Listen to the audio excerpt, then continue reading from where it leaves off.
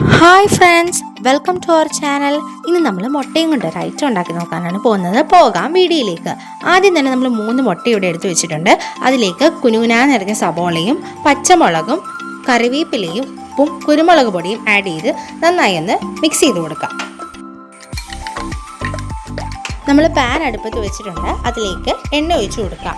അതിനുശേഷം വെളുത്തുള്ളിയും സവാളയും പച്ചമുളകും കറിവേപ്പിലയും ആഡ് ചെയ്ത് നമുക്ക് നന്നായി ഒന്ന് മൂപ്പിച്ചെടുക്കാം.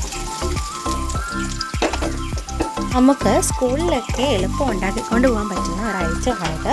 എല്ലാവരും ഇതൊന്ന് ട്രൈ ചെയ്ത് നോക്കണേ. മൂത്ത് വരുന്നുണ്ട്. അതിലേക്ക് നമുക്ക് ഇച്ചിരി മസാലപ്പൊടിയും മഞ്ഞൾപ്പൊടിയും ചേർത്ത് മൂപ്പിച്ചെടുക്കാം.